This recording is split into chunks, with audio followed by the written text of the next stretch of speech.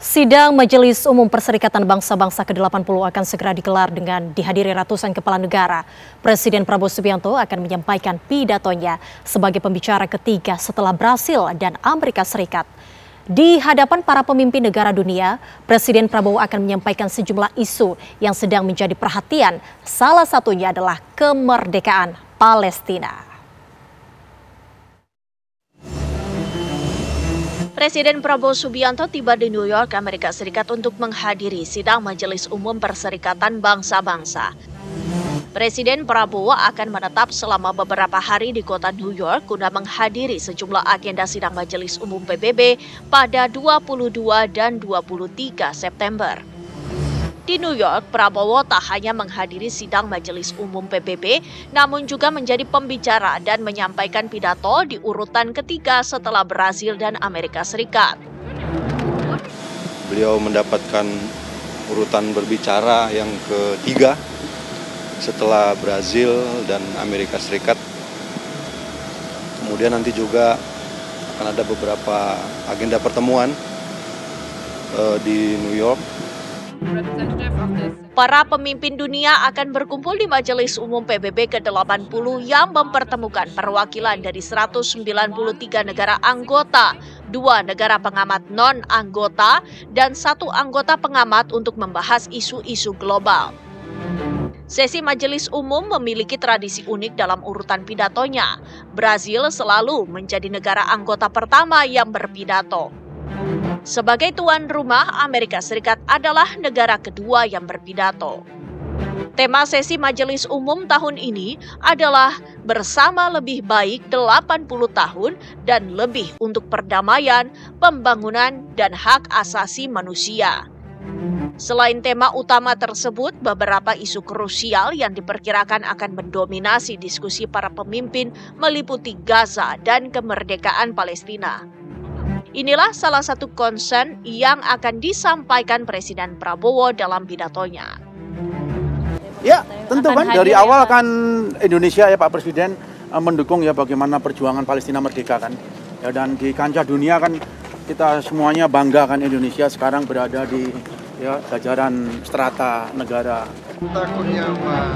Selain isu Gaza, ada pula isu yang akan dibahas antara lain perang Rusia-Ukraina, Iran terkait program nuklirnya, perang sipil Sudan, Suriah, perubahan iklim, dan hak-hak perempuan, ketegangan Amerika Serikat Venezuela, dan penunjukan sekjen PBB baru untuk tahun depan.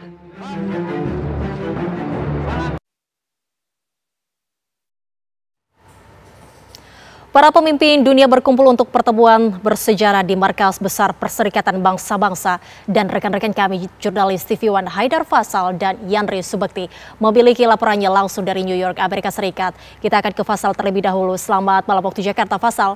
Silakan dengan kabar terkini dari sana.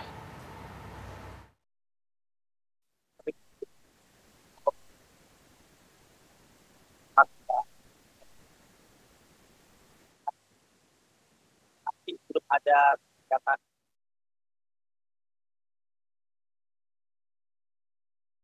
Selamat malam waktu Jakarta, Yanri. Silakan dengan kabar terkini dari sana, Yanri. Ya, selamat pagi waktu kota New York. Seperti yang Anda saksikan, saya berada di Markas Besar PBB, di mana mulai Senin besok ini akan mulai aktivitas inti, aktivitas utama dari sidang Majelis Umum PBB yang sudah dibuka pada 9 September yang lalu. Di mana tepatnya pada 22 September besok, ini akan berfokus tentang di mana nanti ada konferensi tingkat internasional tingkat tinggi yang secara khusus menindaklanjuti dari deklarasi New York yang awalnya diinisiasi oleh Prancis dan Arab Saudi untuk mengakui ataupun untuk menjadikan solusi dua negara ini menjadi salah satu alternatif atau jalan keluar konflik berkepanjangan antara Israel dan Palestina, di mana seperti yang diketahui pada beberapa hari yang lalu selama dalam rangkaian sidang umum PBB ini, hampir 95% dari negara-negara anggota PBB ini menyetujui akan solusi dua negara tersebut.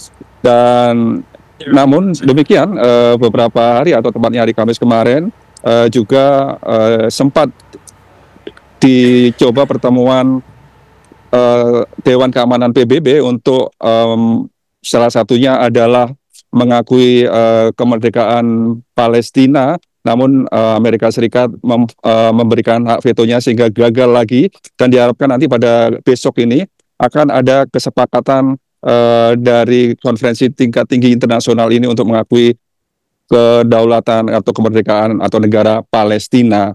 Dan nanti rencananya Presiden Prabowo juga akan hadir, dan juga rencananya atau informasi yang kami peroleh ada 10 negara yang akan memberikan dukungan terhadap tambahan dukungan terhadap kemerdekaan atau solusi dua negara tersebut. Dan keesokan harinya 23 September ini adalah puncak dari sidang Majelis Umum PBB, sesi debat umum terbuka atau general debate, di mana dari seluruh pemimpin negara yang hadir maupun perwakilan delegasi-delegasi yang hadir akan menyampaikan pidatonya rata-rata 15 menit, akan menyampaikan sejumlah isu-isu hangat berikut solusi dan juga banyak topik-topik lain.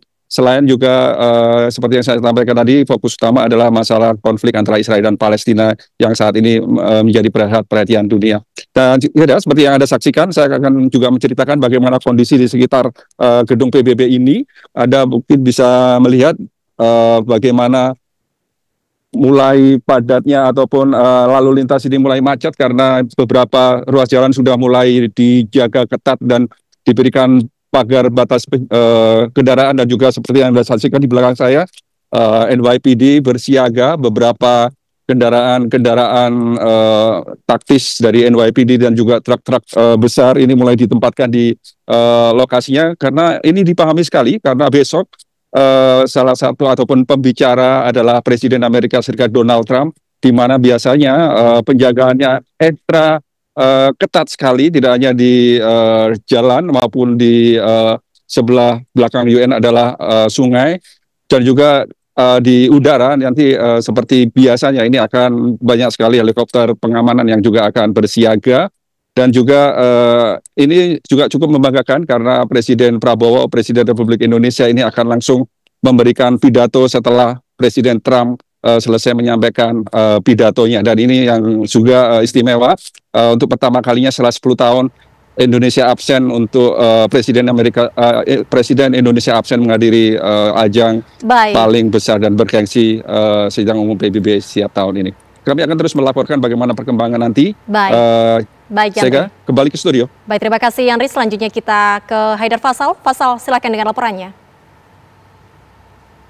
Ya baik, Prita Zega dan juga pemirsa, kalau untuk Presiden Prabowo Subianto sendiri memang hari ini masih berada di hotel yang menginap, di mana memang ini masih melakukan agenda internnya, Prita Zega dan juga pemirsa. Adapun untuk terkait dengan agenda High Level Week dalam sidang Majelis Umum Perserikatan Bangsa-Bangsa, ini Presiden Prabowo Subianto baru akan melaksanakan agenda-agenda tersebut pada tanggal 22 September 2025 mendatang untuk menghadiri forum Two Solution Week, di mana memang ini merupakan forum yang diinisiasi oleh Arab Saudi dan juga Perancis untuk mencari solusi terhadap konflik Israel dan juga Gaza Palestina.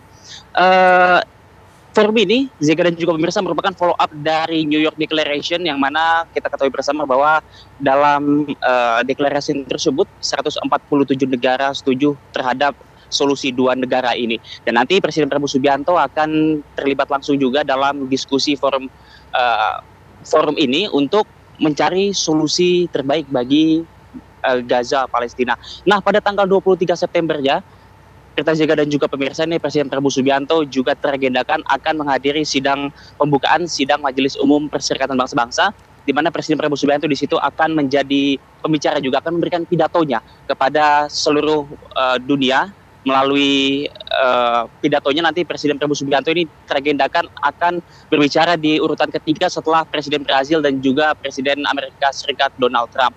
Dan rencananya ini akan berlangsung pada tanggal 23 September pada pukul 10 waktu Indonesia Barat. Artinya untuk di Indonesia akan berlangsung pada hari Selasa 23 September pukul 9 malam waktu Indonesia Barat, Prita Zega dan juga pemirsa. Dan informasi yang kami peroleh nanti pembahasannya terkait dengan penekanan terhadap sikap Indonesia terhadap konflik yang terjadi di Gaza Palestina. Dikatakan pidatonya tidak akan hanya omon-omon, tapi Presiden Prabowo Subianto akan memberikan langkah nyata dan juga langkah implementasi terhadap konflik yang terjadi di Palestina. Tentu Reza Zika dan juga pemirsa, kita berharap bahwa momentum ini juga penting bagi Indonesia untuk memperkuat posisi diplomasi global dan juga menyuarakan kepentingan negara berkembang. Sementara demikian, kembali ke studio.